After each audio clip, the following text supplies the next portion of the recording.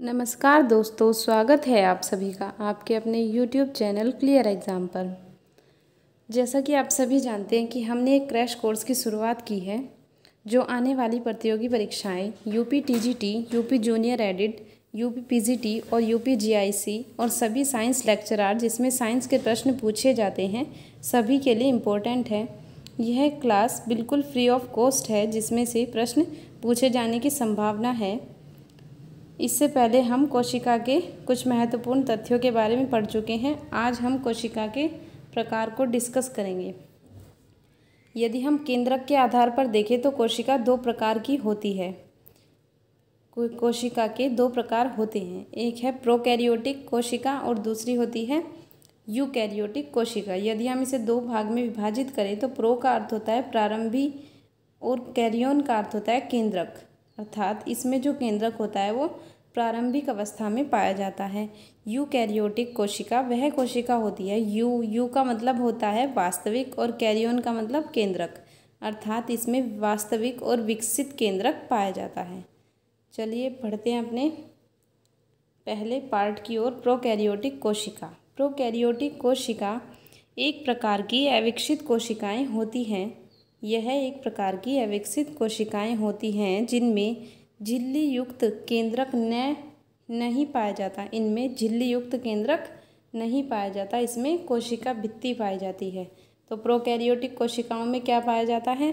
अविकसित कोशिकाएं होती हैं, कोशिका भित्ति पाई जाती है जो कोशिका झिल्ली से घिरी रहती हैं, परंतु इनमें क्लोरोप्लास्ट, लाइसोसोम, गोल्जी काय व माइटोकॉन्ड्रिया जैसे कई प्रमुख कोशिकांग अनुपस्थित रहते हैं। इसका मतलब है प्रोकैरियोटिक कोशिकाओं में अविकसित कोशिकाएं होती हैं जिसमें क्लोरोप्लास्ट, लाइसोसोम, गोल्जी बॉडीज़ और माइटोकॉन्ड्रिया जैसे कोशिकांग अनुपस्थित रहते हैं, परंतु इसमें कोशिका भित्ति पाई जाती है। इन कोशिकाओं में हिस्टोन प्रोटीन नहीं होता। इन कोशिकाओं में क्या नहीं होता? हिस्टोन प्रोटीन नहीं होता, जिससे क्रोमेटिन नहीं बन पाती।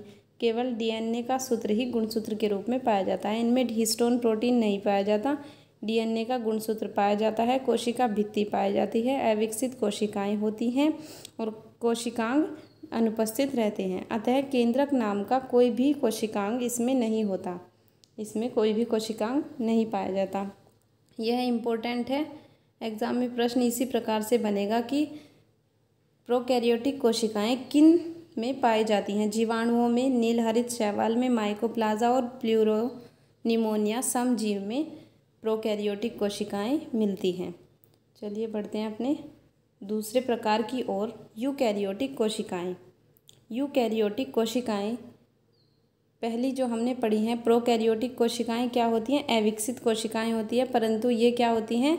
विकसित कोशिकाएं होती हैं। इन कोशिकाओं में केंद्रक आवरण से घिरा सुस्पष्ट केंद्रक पाया जाता है। उनमें जो केंद्रक पाया जाता है वह स्पष्ट नहीं होता, अविकसित होता है, परंतु इसमें क्या पाया जाता है? सुस्पष्ट केंद्रक जो स्पष्ट रूप से दिखाई देता है, जिसमें डीएनए व हिस्टोन प्रोटीन के संयुक्त होने से बनी क्रोमेटिन तथा केंद्रिका पाए जाते हैं। हमने पहले पढ़ा है कि प्रोकैरियोटिक में डीएनए पाया जाता है परंतु हिस्टोन प्रोटीन नहीं पाया जाता है, लेकिन यूकैरियोटिक में डीएनए और हिस्टोन प्रोटीन दोनों पाए जाते हैं। प्रत्येक यूकैरियोटिक कोशिका में केंद्रक, mitochondria, Golgi bodies, lysosome, endoplasmic reticulum आदि कोशिकांग पाए जाते हैं जो प्रोकैरियोटिक में नहीं पाए जाते हैं, जो विभिन्न विशिष्ट कार्य करते हैं। ये रचनाएं कोशिकांग कहलाती है। अब इसका जो महत्वपूर्ण पार्ट है, हम महत्वपूर्ण पार्ट को डिस्कस करेंगे। इसमें हम प्रोकैरियोटिक और यूकैरियोटिक कोशिका में अंतर को पढ़ेंगे जो इम्पोर्टेंट है। यहाँ से प्रश्न एग्ज़ाम में अवश्य पूछे जाने की संभावना रहती है। कोशिका भित्ति। कोशिका भित्ति किसमें पाई जाती है? हमने पढ़ा है कि प्रोकैरियोटिक में पाई जाती है। तो इसमें यह प्रोटीन और कार्बोहाइड्रेट की बनी होती है प्रोकैरियोटिक कोशिका में, और यूकैरियोटिक में सेलुलोज की बनी होती है। तो कोशिका भित्ति प्रोटीन और कार्बोहाइड्रेट की बनी होती है प्रोकैरियोटिक में और सेलुलोज की बनी होती है यूकैरियोटिक में। माइटोकॉन्ड्रिया, एंडोप्लाज्मिक रेटिकुलम ये हम पहले ही पढ़ चुके हैं कि कोशिकांग इसमें अनुपस्थित रहते हैं परंतु इसमें उपस्थित होते हैं। अगला है राइबोसोम। राइबोसोम इसमें 705 प्रकार के होते हैं जबकि इसमें 805 प्रकार के होते हैं, अर्थात उपस्थित दोनों में होते हैं परंतु दोनों के प्रकार अलग अलग होते हैं। गोल्जी काय हम पहले ही पढ़ चुके हैं, अनुपस्थित होते हैं। केंद्रक झिल्ली, लाइसोसोम, ये तीनों अनुपस्थित रहते हैं प्रोकैरियोटिक कोशिकाओं में, बल्कि यूकैरियोटिक में उपस्थित होते हैं। अगला है डीएनए। डीएनए हम पढ़ चुके हैं कि डीएनए इसमें पाया जाता है, प्रोकैरियोटिक कोशिकाओं में डीएनए पाया जाता है, परंतु उसमें हिस्टोन प्रोटीन नहीं रहता, तो इसलिए यह प्रोटीन रहित होता है। जबकि यदि हम यूकैरियोटिक कोशिकाओं को देखें तो डीएनए में हिस्टोन प्रोटीन मिलता है।